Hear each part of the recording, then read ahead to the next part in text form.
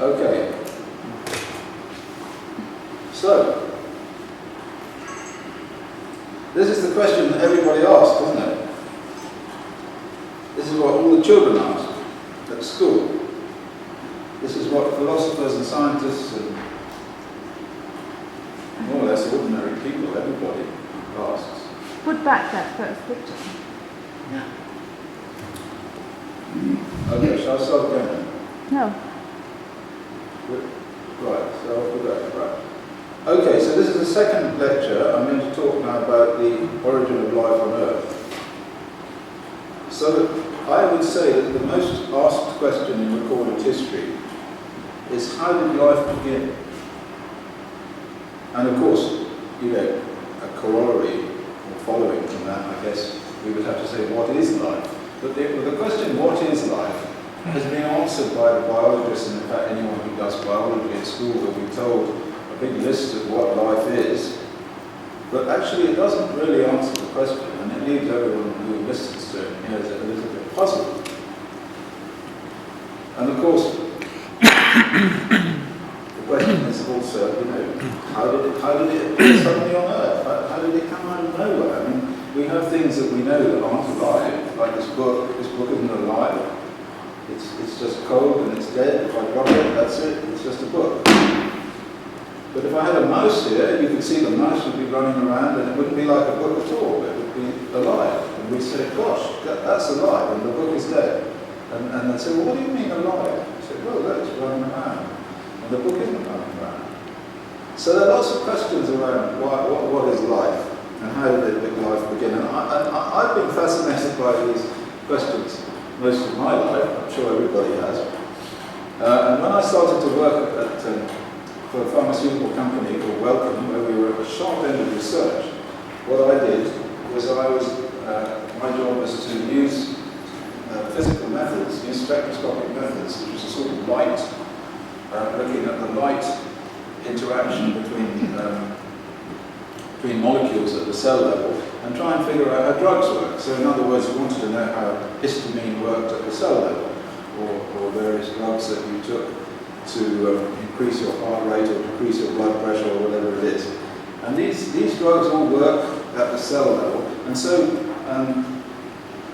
I was looking at all of these interactions at the cell level and trying to figure out, well, what's going on here? You know, how does any of this work? It's all so peculiar and magical. And so I thought about that for a long time, for 45 years, and it's been something that has involved me in building machinery and devising experiments and doing all sorts of things more or less in a shed, not in a university, because people don't tend to think about the big questions in universities. In universities, they think about the little questions. So they have a book which tells them how everything works, and then they add a little bit to the top of it, and then they send it off and it gets published, and the book gets very slightly bigger. But nobody throws the book away and says, look, this is nonsense. So this is what I did. And I'll tell you about it. About 3 or 4 months ago, I was asked to go to Birmingham to give a talk at a conference on breast cancer. And so, of course, as you might imagine from what you just heard, I was talking about radiation and breast cancer, and of course, all of the evidence that shows that the epidemic of breast cancer is a consequence of the weapons fallout, the atmospheric test fallout, the strontium-90, the same stuff that you saw killing the babies, was also causing the breast cancer. While I was there, a chap came up to me and started to talk, and we got talking about life, and he said that he was looking at the effect of terahertz radiation on cells. Terahertz radiation is radiation which is just to the left of the infrared. So you're talking about radiation that is at about 100 wave numbers and less. So it causes changes in rotational energy in molecules, but it doesn't do anything to the vibrational energy. And he was finding some effects. He said that he could make DNA do things if he fired a laser at the cell, which was tuned to these terahertz frequencies. So I thought, well, I had better publish my book, because somebody is creeping up on my idea.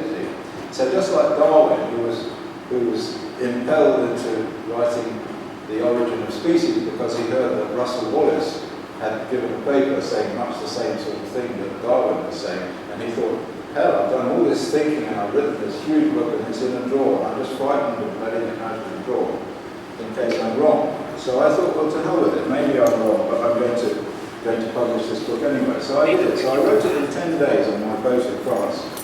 This is the book. And this book is about what life is, but I'm not going to talk about what life is because, well, it will take a bit more time than I've got. But it's not particularly difficult, it's just that it will take a bit longer. So if you want to know the mechanisms, the exact mechanisms, then you can get the book, or maybe I'll give another lecture on this next month. But what's more important is that towards the end of writing this book, and figuring out, because when you write a book it makes you focus on what it is you're saying. Because you sort of write the book and you read it and you think, but what about sunset? So you have to do a lot of heavy thinking when you write a book, especially something when you're writing about new stuff. And so I started to think about how it all started. And of course it suddenly came to me. I mean, because once you start with the mechanism, then it's obvious. It becomes obvious how life started. And I'm going to explain how life started now. The problem has remained unanswered throughout history, and it's still remained unanswered. There are whole research journals devoted to this question, and there's an awful lot of nonsense that's written, and a lot of very clever bullshit. But nobody's actually got hold of a real answer yet. Well, I've written here that I started the question, looking at the question like I just told you in 1971 when I was working for Wellcome. And I left Wellcome in 1974 because I got bored with sitting in the laboratory, and I didn't want to just sit there doing what everybody else does and then retire at the age of 60 and then go golfing and drop dead. So I ran away to live a life of adventure, and I worked as an inshore fisherman and a yacht surveyor and coastal barge skipper and painter, factory worker and laboratory technician. I've been a research fellow at various universities. And you had family with lots of children. Yeah, I've had 7 children and 14 grandchildren, so I've done quite a lot of stuff. But throughout that whole period of time, I've been engaged in this thought about how life began. And so, like I just told you, I thought I'd better write it all up. And also, the other reason is, of course, if I'm 70 now, and I might fall down dead or get run over by a truck, and then it'll all be lost, see? So I thought I'd put it in a book. There I am on a barge there, chugging along, with my wife, who's still around, but I'm not with her. Look at that, I'm smoking a cigarette too. Okay, so until the development of of science, if you like, and the development of rational thought, which some people might say is a bad thing. Oh, that's so kind. The origin of life seems to be ascribed to God. So this was the first explanation for the origin of life.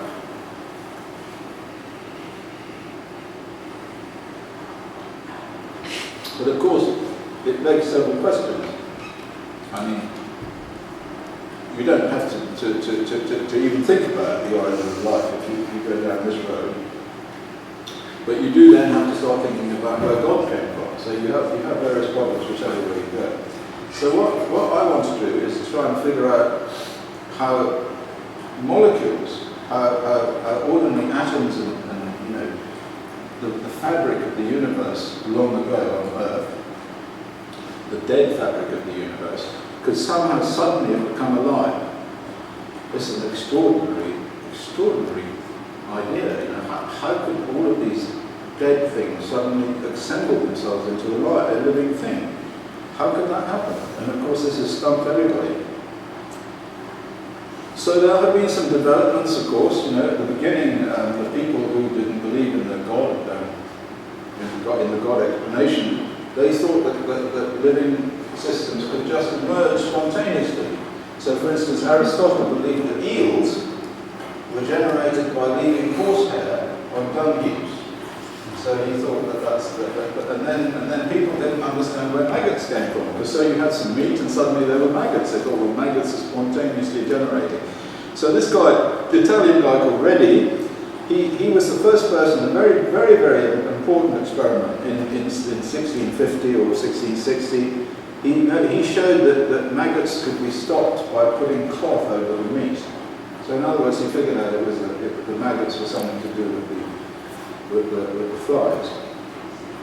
And then other people thought that these natural chemicals like acetic acid and alcohol and various sort of urea, for example, that they were produced by living systems, and that those substances had some kind of vital force, so they themselves were alive. So in other words, if you produce urea as a result of allowing urine to evaporate to crystals, or taking somebody with gout and pulling the bits out of their toes where the urea was, that had to be something that was alive. But then this guy called Wohler, in 1828, he actually synthesized urea from ammonium cyanide. So that showed that it was just a chemical, you could just make it.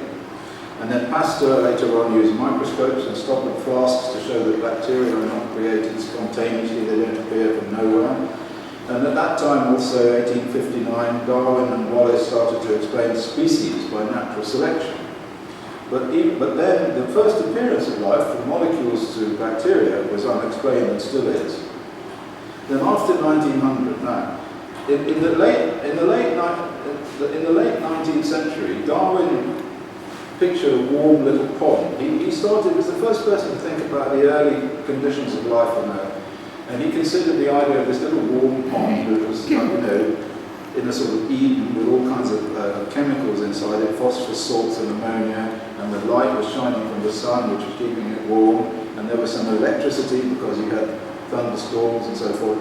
And he thought maybe protein compounds could be formed as a result of very slow chemical reactions over a long period of time. And actually, he was not far wrong. And in 1913, a German chemist called Loeb synthesized the amino acid glycine by carrying out electrical discharges in a mixture of gases, including ammonia and water and carbon dioxide.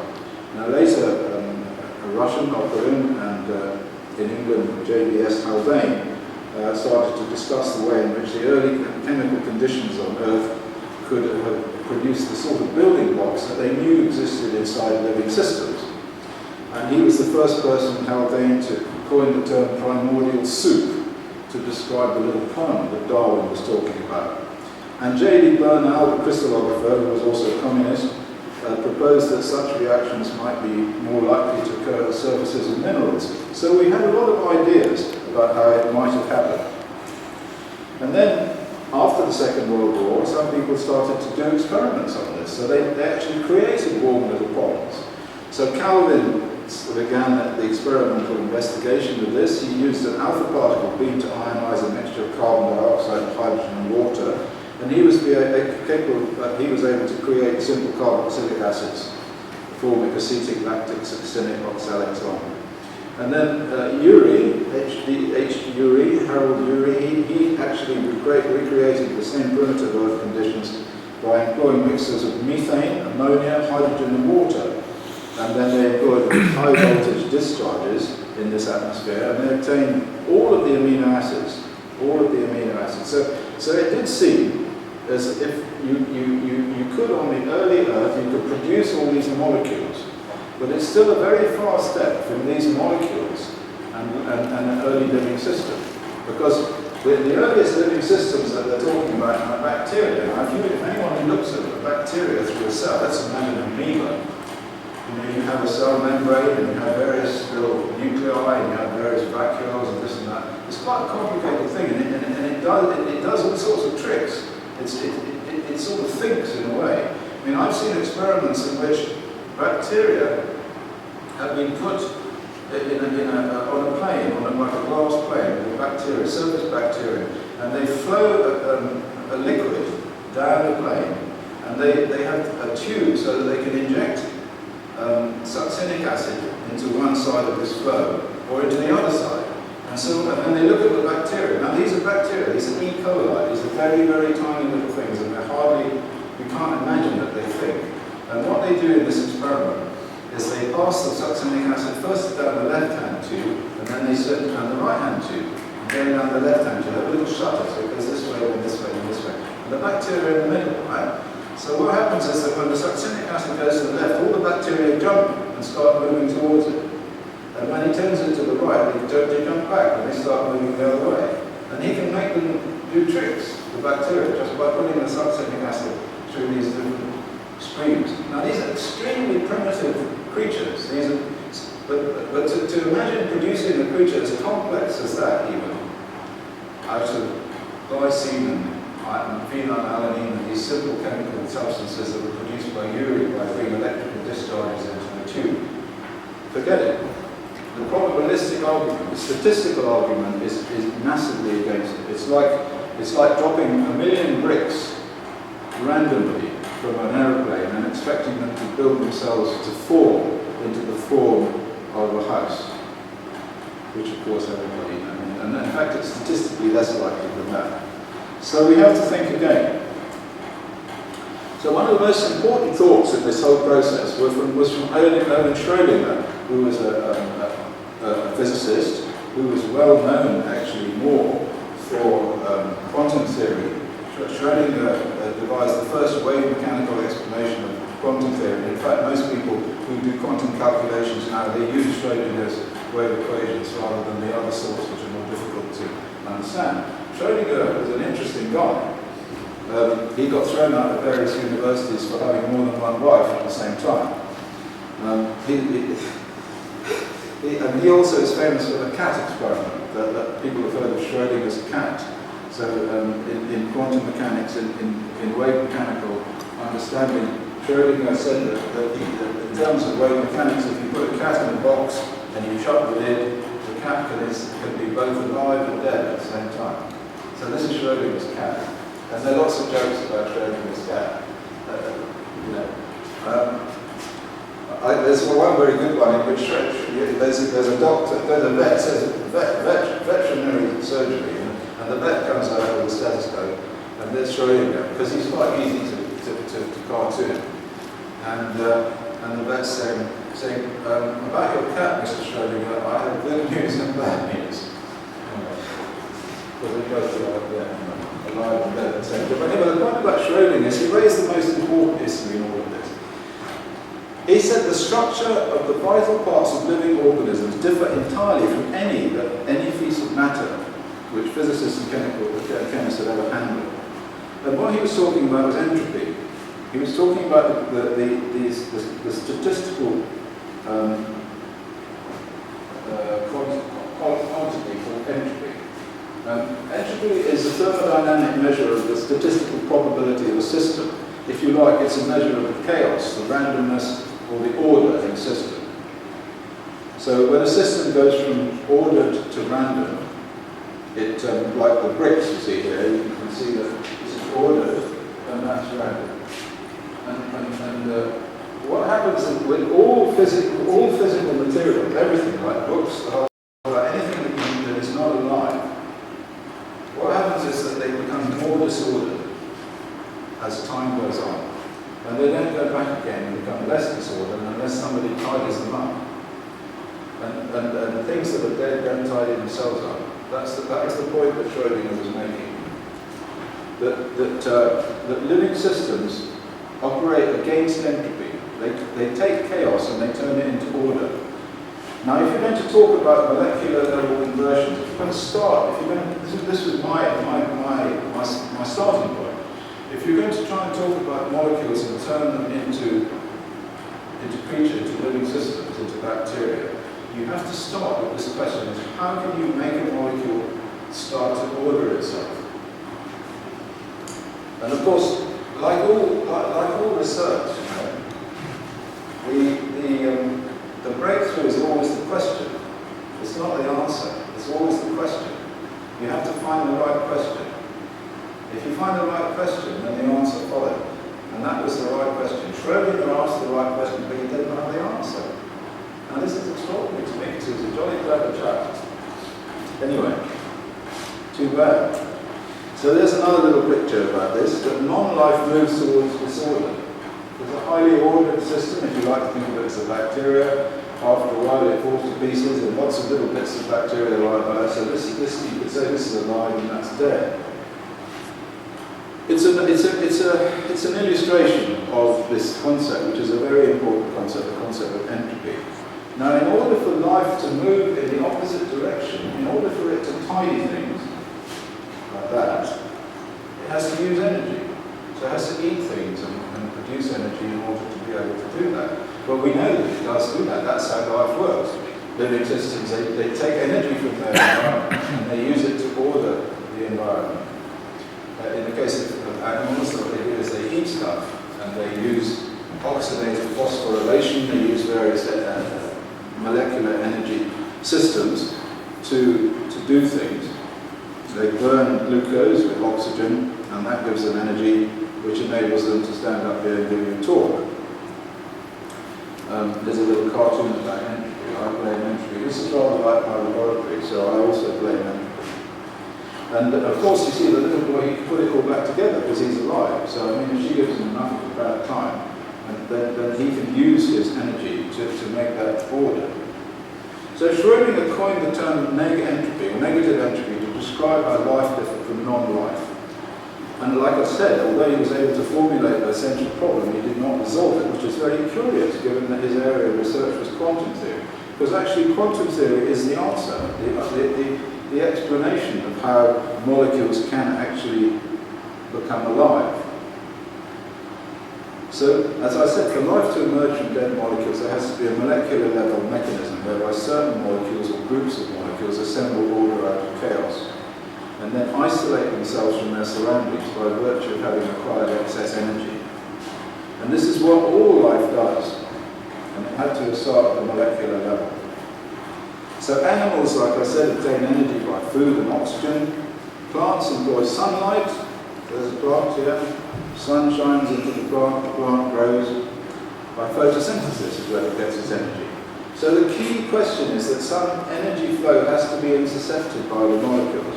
So primary energy has to be from the sun, because that's the only energy that was around on the early Earth. Or it wasn't the only energy, but it was the only energy that could come in and then be synced, sourced and synced. So we have to find some molecular energy flow that can be used to reverse entropy. Now, when the second law of thermodynamics was first developed by Clausius, elucidated, stated, on the basis of consideration of heat engines. Quantum theory hadn't been developed. The quantum theory didn't come across until Planck in about 1908, and then it wasn't really interpreted properly until about the 1920s. So those guys who were doing thermodynamics, who were like 1890 and 1880, and then even Boltzmann, who incidentally committed suicide, those people were pre-quantum theory. Now, quantum theory, what it does, apart from all the strange, weird stuff and the cats and so forth, it explains how energy absorbed by or released by molecules is not continuous. So there can only be certain values of energy for molecular processes. You can't, and nobody knows how this is. Nobody knows why this is. There's all sorts of speculation and magical arm waving.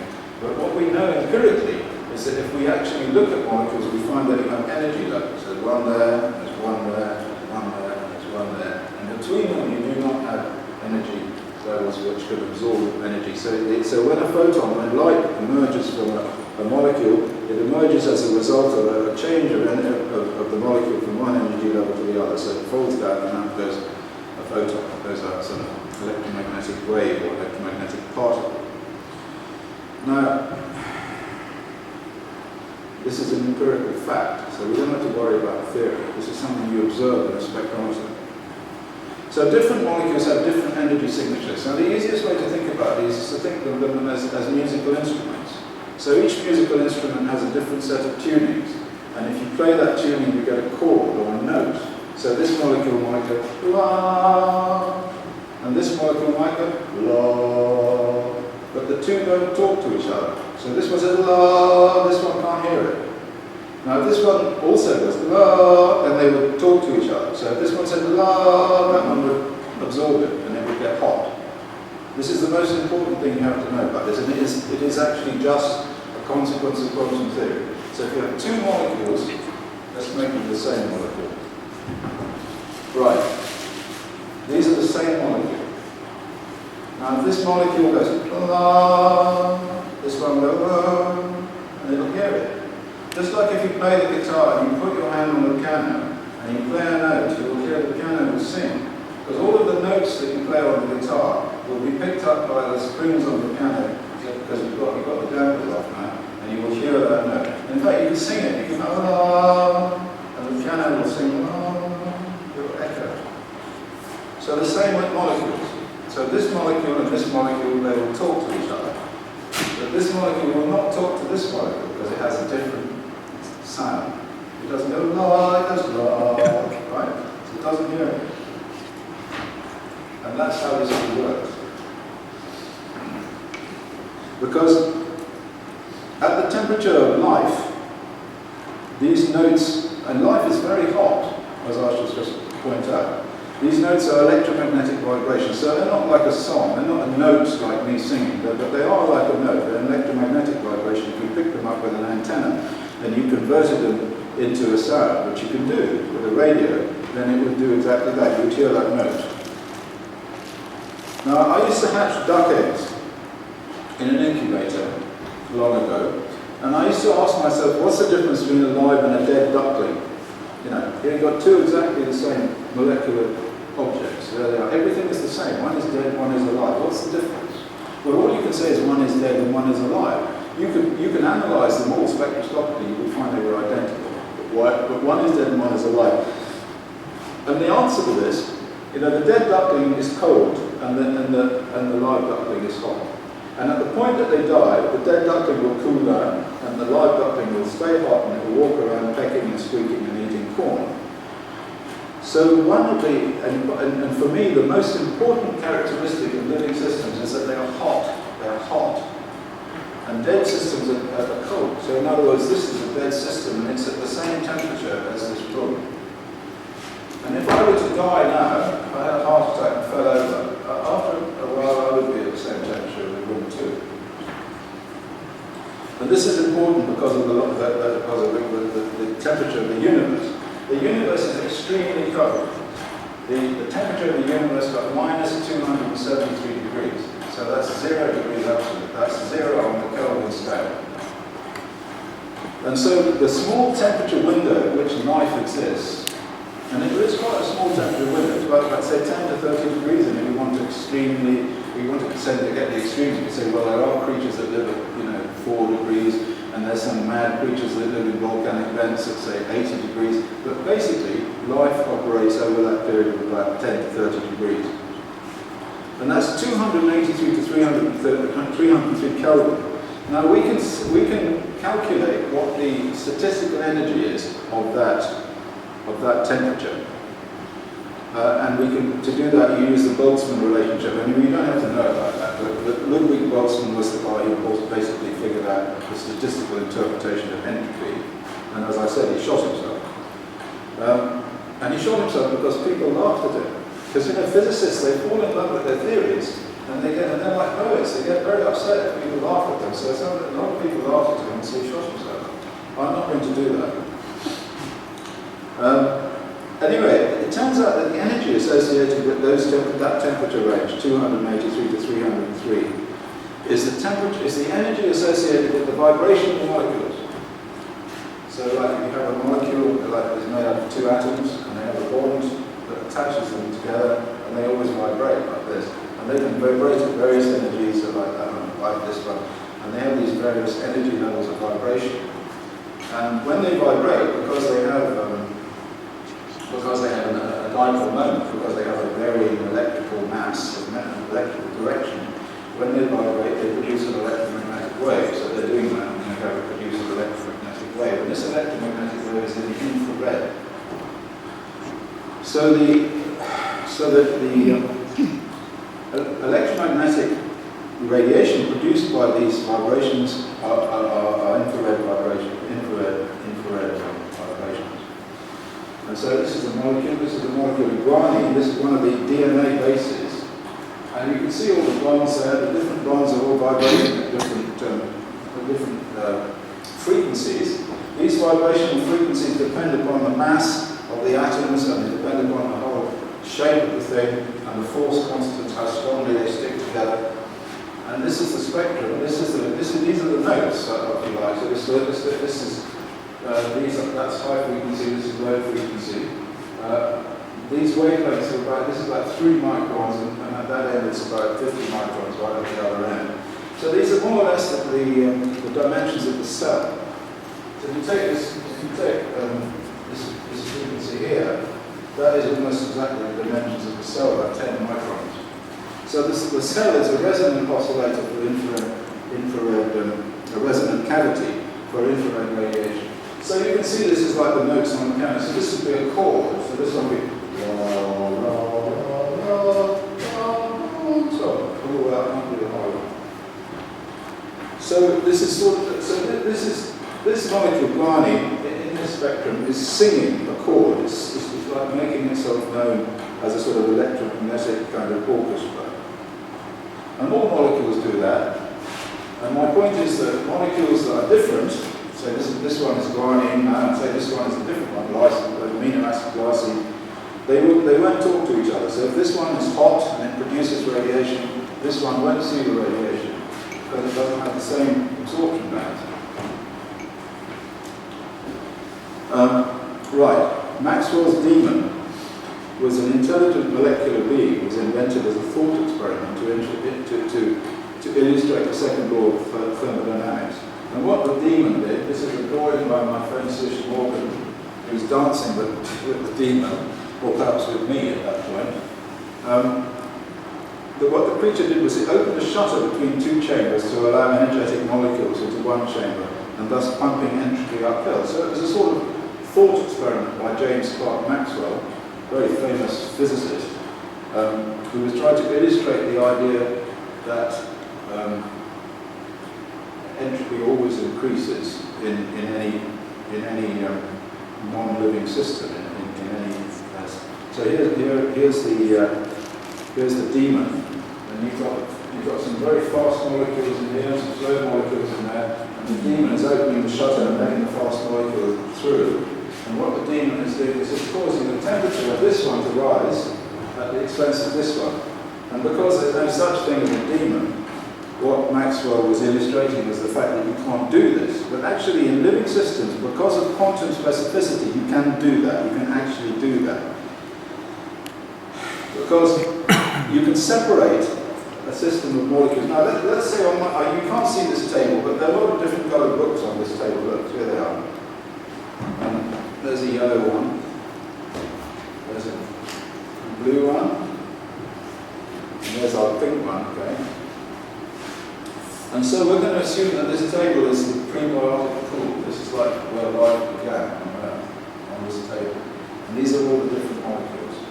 Now, if you have something that can create one of the energy levels, that can pump in energy at one of the frequencies, that's all you need. You need to, if you took this table and you shone infrared radiation at it at this wavelength, what would happen is you would make these hot. They would all start to jump about. They would be hot and reactive. And these ones wouldn't. That wouldn't be reactive. This wouldn't be reactive. They would just all float about, doing nothing. They would be at the same temperature as the pond. But these ones would be reactive. And because they're reactive, they can react with the other one. So they would react with that one. And it would form another molecule. We've now got a molecule which is reactive. And this is how it works. This is how it works. Maxwell's demon is capable of pushing life up the neg entropy slope using this quantum process, this quantum selection. And so it only remains to try and figure out where this specific radiation frequency comes from. Where did it come from? How could it have occurred on Earth that the sunlight came onto the Earth and produced one frequency? Because the sunlight is everything. It's all of the notes together. It's like the whole piano. And so this is the answer. The answer is apatite. It's a primordial mineral, phosphate mineral, very beautiful mineral. And effectively it's calcium phosphate. And it was present on Moon. There's been found it in the Moon missions, found apatite. And it has an extremely sharp infrared vibration, just one single note at 1,000 wave numbers. And there's its spectrum.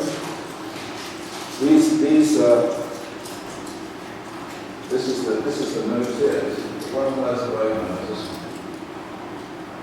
These are logarithmic scales, so you don't have to worry too much about the other stuff there. So this note, so the way in which this is working is that phosphate energy, the sunshine comes down and it produces this wavelength, which can interact only with molecules that contain that energy absorption, that resonant absorption. And then you get a series of reactions, which I won't bore you with, but you can see PO4 is phosphate. So as soon as you get a phosphate group inside the solution, and you have phosphate on the whole table is now phosphate, the whole table is apatite, with this material, this mineral. Here is a little piece of it there, okay? There's a little piece of apatite. This is your mother and father. This is the beginning. This is the beginning of everything. This. Maybe. Well, if I'm wrong, of course, if I'm wrong, this is all nonsense.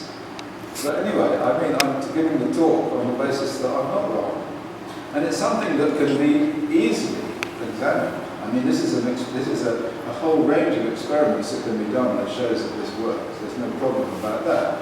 And also the other stuff that I'm talking about, which is actually how life works, which is the same sort of mechanism. And it has all sorts of properties associated, there are all sorts of developmental possibilities associated with looking at living systems like this. From diagnosing cancer to curing cancer to well, I mean the whole range of this is a sort of completely heretical view of how life works. But it's not actually on its own. There was a guy in the 90s called Luca Turin who did some experiments that showed that I'm probably right. He did experiments with scent, and I write about them in this book. So he looked to see whether scent was associated with chemical structure or whether it was associated with infrared vibrational absorption bands. And he found that, in fact, something smelled like almonds, for example, because it had an infrared absorption band of 2200 wave numbers. It had a specific absorption band.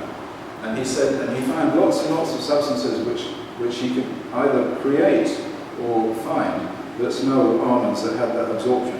Anyway, so this is how it works. So you heat up one of these things and you make it reactive. So the sun shines on the earth, on the apatite, it produces this infrared band, that heats up the molecule, and the molecule then reacts with another molecule. And you've now got another hot molecule, and that still hot molecule, it can react with another hot molecule. And it can do this in all sorts of random ways until there's every kind of molecule that is alive eating molecules that are dead, which are dead. So you have the living molecules of every single possibility because you've got random reactions going on here, and you've got all of the substrate molecules which they can react with. So this is where it starts. This is now alive, and that's dead. And it's just a molecule. So then, how does it then become a bacterium? Well, of course, then it's easy after that. It's easy because then you've got natural selection, because some of these will be successful, and some of them will be unsuccessful. And they all have to compete for survival, these molecular clusters, the successful ones and the unsuccessful ones. And if you're worrying about, you can also come at this the other way. You can come along, I mean, I'm saying that it's phosphate, and it's this particular vibration of phosphate which is causing this effect.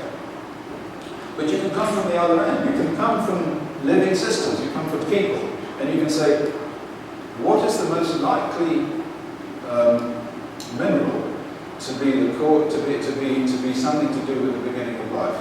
And if you look in the body, you find that the DNA is a phosphate. DNA is a deoxyribonucleic acid, it's a phosphate backbone. If you want to look at the energy system, the mitochondrial energy system in the human body, it's a phosphate. It's adenosine triphosphate, an adenosine diphosphate. If you want to look at the cell membrane, the actual membrane of the cell, the thing that created the first cell, it's a long-chain carboxylic acid phosphate ester. So these are all phosphates. Your bones are phosphate. Your teeth are phosphate. Your body is largely made up of phosphate as a result of the skeleton. The skeleton is phosphate. So if you're looking for something that started with, well, phosphate is a good bet. So you can come at it from both directions. You can come at it from just pure speculation and what was there around on the earth that could produce this single frequency that could promote certain molecules into a high energy state so that they were able to eat low energy molecules in various ways so that they produce a huge selection of different random types of molecules that could then compete for survival in a sort of Darwin sense. So that's the outcome. The hot molecules in solution in the pond are alive. They react with the cold non-energized molecules which are dead and eat them. Thus they grow. Their energy source is sunlight, which heats the apatite mineral and causes it to emit the pure note at 10 microns, which then energizes the phosphate bond or any bond with that wavelength. So it's not only the phosphate bond that has that. When they get too large, suppose like when you stick all these books together and they're all doing this, it's likely to just break because of the basic statistical mass problem. And so they replicate it. So you now have two sets of where you have one of energetic molecule, of a live molecule. So you have one half and the other half. So they reproduce. The resultant mix will provide the basis for natural selection to refine the efficiency of survival of the living molecule. So at that point, Darwin walked in with his big beard, and he said, oh, well, we can see what's going to happen now. There's no problem. We have all these different molecules, and some molecules will be more effective than other molecules. So we're there. Because eventually some of these molecules will then become the bacteria. So I've already talked about this, the more clues from the why phosphate. So the best clue for the identity of the demon is the astonishing range of absolutely critical compounds of phosphates with associated with living systems, DNA, ATP, phosphate esters, teeth, everything. Okay. Well, actually, there's all sorts of evidence that life functions through infrared energy exchanges, and in my book I discuss some of them. And so I won't bore you anymore with all of this. You can look at it if you want to, or you can just take this away and think that's an entertaining idea and forget about it. It goes into cancer treatment, huh? Sorry? Cancer treatment, yeah? Oh, cancer treatment, yes. Well, of course. One of the things, of course, is that you, just like this guy was saying, at the University of Birmingham when I was there, you can perturb DNA with terahertz radiation, but we could perturb DNA with phosphate radiation. But before you do this, let me say, be careful. Be careful, because when they first started working with radiation, lots of people died of cancer because they didn't know the effect that the radiation had on the DNA. Now, what I am saying is that the phosphate energy, that 1,000 wave number energy that you beam in, will go straight into the body. It's not being stopped by water. It's right in it's in a gap in the body which you can get right into the body, and it will energize the DNA in the body. And that might not be a good idea. It could possibly cause all sorts of serious downstream effects. So anyone who plays with this idea needs to do it carefully and feel their way. So there we are. I've explained the spontaneous origin of life and the answer to Schrodinger's question about life and non-life, which is not a small thing to do. And Mrs. Amoeba says thank you for your attention.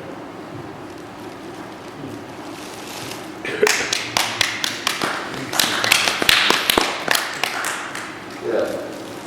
Okay, there we are. Any questions? Any questions?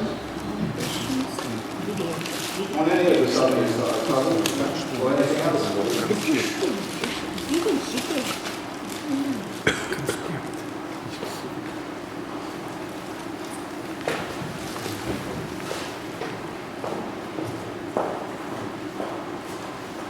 There we are.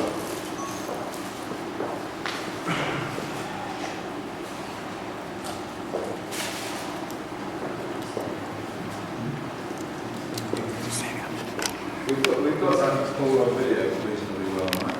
Yeah. Very good.